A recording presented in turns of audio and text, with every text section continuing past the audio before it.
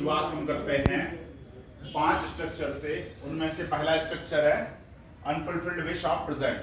ध्यान से सुनिए इसको, यानी वर्तमान की ऐसी इच्छा जो पूरी नहीं हो सकती, उसको हमें व्यक्त करना है। तो सब्जेक्ट का नंबर पर्सन कुछ भी क्यों ना हो, टू बी का सिर्फ वर्ब रूप प्रयोग में आता है। टू बी वर्ब्स कौन कौन से कहलाते हैं? 5 फिंगर से याद रखिए, इज, एम, आर, वाज, वर।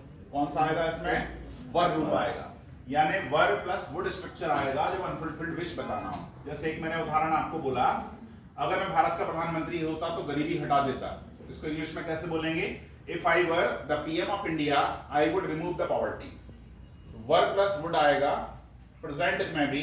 ये कब आएगा? Unfulfilled wish of present. अब अनफुलफिल्ड विश ऑफ पास्ट हो, यानी पास्ट की ऐसी इच्छा जो पूरी नहीं हो सकी, उसके लिए क्या लाएंगे? Had plus would have. जैसे हम एक उदाहरण लें, अगर मैंने परीक्षा में अच्छा किया होता तो मैं प्रथम श्रेणी पास हो गया होता। उसको कैसे बोलेंगे? If I had done well in the examination I would have passed in the first division. काश मैंने परीक्षा में अच्छा किया होता तो मैं प्रथम श्रेणी पास हो गया होता। ये क्या है? अनफुलफिल्ड विश ऑफ पास्ट, यानी पास्ट की ऐसी इच्छा जो पूरी नहीं हो सकी। थर्ड, हम दूसरों से काम करवाने के लिए कौन सा स्ट्रक्चर यूज करते हैं? आप भले ही सुपरमार्केट भी चला रहे हो तो आप हर काम खुद नहीं कर सकते, कुछ ना कुछ हेल्प आपको लेनी पड़ती है। तो उसके लिए क्या स्ट्रक्चर है? Gate plus V3। यानी जैसे एक उदाहरण हम ले कि मैं बैंक ड्राफ्ट बनवाना चाहता हूं, तो आप क्या बोलोगे? I want to get bank draft made. आप ये बोल सकते हो सिंपल वे में कि I want to get bank draft, मैं बैंक ड्राफ्ट प्राप्त करना चाहता हूं। लेकिन जो हिंदी है उसको अगर आप बोलना चाह रहे हैं कि मैं बैंक ड्राफ्ट प्राप्त करना चाहता हूं, वो तो नॉर्मल है जो हम बोल सकते हैं।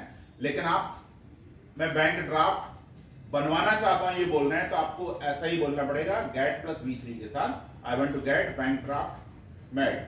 या आप सब्जी लेने जाते हैं तो बोलते हैं मुझे 1 किलो आलू तुलवाना है, तो क्या बोलोगे? I want to get potato balanced. Get plus V3 को यूज करना मत भूलिए। फिर फोर्थ, सेकंड लास्ट, जब दो घटनाएं फ्यूचर की घटित होती हैं, उनमें जो घटना पहले घटित होती है उसके साथ प्रेजेंट सिंपल का प्रयोग होता है, और जो बाद में घटित होती है उसके साथ फ्यूचर सिंपल का। यानी हम दो फ्यूचर कभी एक साथ एक सेंटेंस में ना लाएं, यानी दो विल एक सेंटेंस में ना लाएं। अब कोई उदाहरण हम जैसे देख लें, हम आज तैयारी कर रहे हैं, हमको पता है कि साल भर के टाइम लगेगा या 10 महीने का टाइम लगेगा। हमने सपोज किया या मान लिया कि अगर मैं बैंक में चयनित हो जाता हूं 8 महीने बाद, तो इसके 1-2 महीने बाद मैं 4 लाख रुपए प्रति वर्ष प्राप्त करूंगा या 5 लाख रुपए प्रति वर्ष प्राप्त करूंगा। तो हम इसे कैसे बोलेंगे? If I get selection in banking sector I will receive 4 LPA। ठीक, तो विल काहे के साथ लगा? सेकंड वाले फीचर के साथ। पहले वाले फीचर के साथ क्या लगा? एक्चुअल में फीचर है वो, लेकिन प्रेजेंट सिंपल यूज करेंगे, आप विल नहीं लाएंगे। ठीक, लास्ट स्ट्रक्चर, जब दो घटनाएं पास में घटित होती है, उनमें जो पहले घटित होती है उसके लिए हेड लाते हैं। जैसे डॉक्टर के पहुंचने से पहले मरीज की मृत्यु हो चुकी थी। इनमें से घटना कौन सी पहले घटी? मरीज के खत्म होने की, मृत्यु होने की। डॉक्टर बाद में पहुंचा, तो हम क्या बोलेंगे? The patient had died before the doctor केम या अराइव्ड। तो क्या है घटना? हैड प्लस V2, यानी पास्ट परफेक्ट और पास्ट सिंपल का कॉम्बिनेशन है। तो जब दो घटनाएं पास में घटे, उनमें जो पहले घटित होती है उसके लिए क्या लाते हैं? हेड। ये ध्यान रखना है। एक और उदाहरण उसके लिए, जब हम रेलवे स्टेशन पहुंचे, जब मैं रेलवे स्टेशन पहुंचा तो ट्रेन ने चलना शुरू कर दिया था, तब पहले कौन सी घटना घटी? ट्रेन के चलने की। तो उसे आप पहले ले आओ बाद में ले आओ, दैट इज नो मैटर। आपको ये ध्यान रखना है कि हेड उसी के साथ आएगा जो पहले घटित हुई है। तो आप इसे या तो ऐसे बोले, when I reached the station the train had started moving. जब मैं रेलवे स्टेशन पहुंचा तो ट्रेन ने चलना शुरू कर दिया था।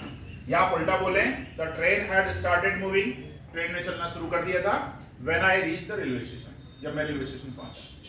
ठीक है ना? ये 5 पिलर्स ऑफ इंग्लिश या टेंस का स्ट्रक्चर कहलाता है। ये बहुत इंपॉर्टेंट है और ये हर कॉम्पिटिटिव एग्जाम में आता है लगभग, इंग्लिश जहां पे भी आती है। ठीक है, थैंक यू सो मच।